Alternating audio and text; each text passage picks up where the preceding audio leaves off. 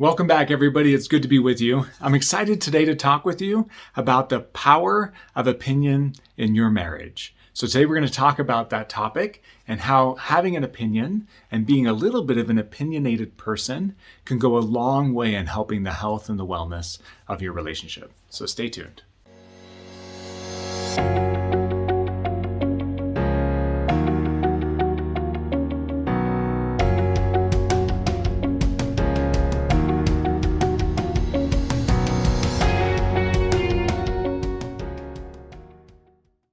Okay, so the power of opinion in your marriage. Now, this video is specifically for individuals who know that they're a little bit of a people pleaser. So if you're a little bit of a people pleaser, this video is for you. If you don't have a difficult time having an opinion, if you would consider yourself a very opinionated person, and if maybe you share your opinion often with others, this video is not for you. This video is more to help out individuals who have a really difficult time having an opinion in their relationships.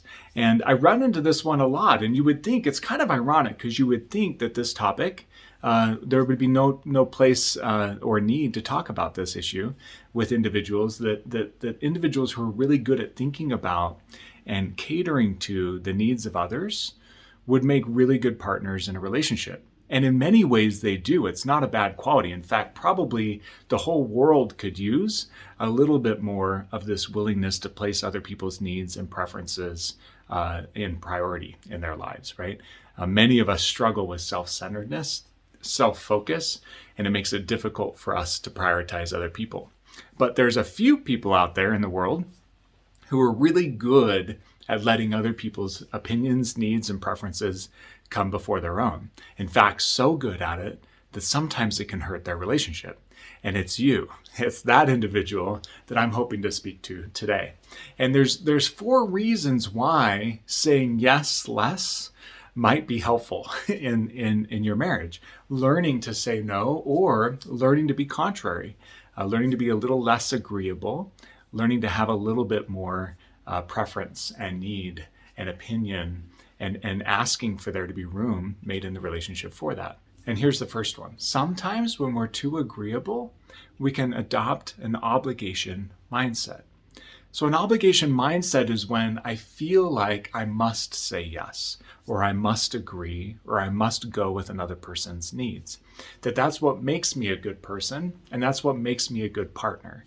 And as I mentioned earlier, that can be a very positive quality in a relationship, to learn to place other needs and preferences in priority in your life. That can be really important. But the obligation mindset sometimes happens when I get so accustomed to placing other people first that I feel like I must. And as soon as I start to feel like I must place other people's needs first, I can start to feel obligated about sacrificing instead of choosing to sacrifice. Now, this concept is important, feeling obligated to sacrifice versus choosing to sacrifice, because when I'm sacrificing out of obligation, it often takes much more out of me, mentally, emotionally, physically. It can take a lot more out of me than if I'm choosing to sacrifice to place another person's needs or preferences above my own. So that choice is super important. And when it feels like that choice doesn't exist, when it feels like I must always place other people's needs before mine, I can start to feel obligated and drained in those sacrifices.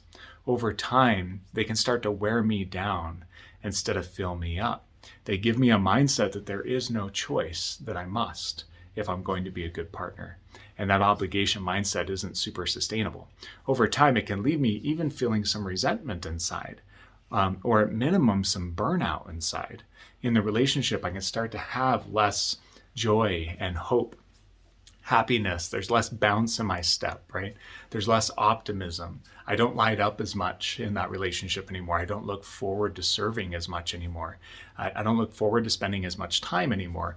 And it's not because I don't love the person, but it's because I've taken on such an obligation mindset that I must, in the relationship, cater to the other people or other person, right? Whether it's my children or whether it's my partner, that I'm not really thinking about and honoring my needs or even my choice. And so I'm not making the choice to sacrifice, which can be a whole different experience than when I feel obligated to sacrifice. The second reason that it's important to kind of consider this topic is because saying yes too much in a relationship can sometimes get me out of touch with me. Now, what I mean by getting out of touch with me is I'm not practicing so much in the relationship thinking about my needs or my preferences or my desires or my wants. And as a result of that, I'm not really even connected to me, that if somebody else wanted to focus on me, I couldn't even really tell them how, right? They might ask me sometimes like, well, what would you like to do? And I'm like, I don't know, whatever you want to do, right? Or they might say, what do you want to eat? And I might say, I don't know, wherever you want to eat. Or they might say, how would you like to spend time? And I might be like, I don't know, what do you want to do, right? I keep wanting to turn it back to the other person because I'm just not that familiar with myself. And that's kind of funny for us to say because we ought to know ourselves better than anybody else. But the reality is, the less time I spend in my own mind, connected to my own thoughts and my own feelings, the less familiar I am with myself. And I can get so focused on serving and loving and supporting others that I really lose touch with myself. That when I have downtime to take care of me, or when somebody else is trying to focus on me, I really don't know how to spend that time or how to tell the person to attend to me, right? Because I'm not connected to me. I can really become a stranger to myself. And so you can see over time how that can make it very difficult for others to really know how to be successful with me, because I don't know how to teach them to be successful with me. And it can make it hard for me to attend to my needs for self-care reasons, because I'm just really not that familiar with myself and what I'm needing. So that's the second reason. I can sometimes get out of touch with myself and my needs if I'm saying yes and being agreeable too much in a relationship. The third reason that being too agreeable in a relationship can sometimes become detrimental is because I can accidentally teach my partner not to consider me. So when I'm focused on my partner and catering kind of to their needs and their preferences so much in the relationship, it can become easy for them to lose sight of considering me. They're not practicing it very often, right? Practicing thinking about what I would appreciate or what I would desire or what I would want. And because of the one I just shared a minute ago, they might not even know what I want or what I prefer. And I might not even know what I would want or what I would prefer, right? I encourage them to get out of touch with focusing on me as much as I can sometimes get out of touch focusing on myself, right? So I can accidentally train my partner not to consider me, not to be thoughtful of me, not to be sensitive to me, right? Not to prioritize me. And it's not like I would go out and be like, hey, be a jerk and don't think about me. And they're not trying to be a jerk either. They just really aren't ever practicing that because I'm not really asking them to, right? And so unless they're exactly like me and they have a tendency to be a people pleaser as well, they might end up accidentally neglecting me because I'm just not asking them to practice very often considering me. And I'm not asking them to be flexible very often, right? So they can become rigid sometimes in the relationship and very focused on wanting things their way because I just don't cause them to practice very much, making room for another person's needs or preferences. So sometimes it can kind of work to the detriment of the relationship, and I don't even mean to, and they don't even realize it or mean to. They're not trying to be selfish, right? And I'm not trying to set them up. I just don't focus on myself much, which means they're less likely over time to really focus on me too, right? It's easy to be complacent with something that doesn't seem like it needs a lot of attention, right? And the other dynamic that can happen with that one is once I start to find my voice, right? Once I start to get attuned a little bit more with some things that I might appreciate, and I start to make those known, sometimes it can make me feel like a pretty selfish person.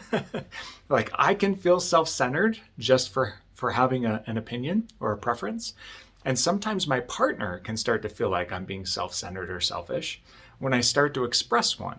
And it's not because I actually really am, right? When you take a look at how often I'm focused on me versus others, it's like not even close, right?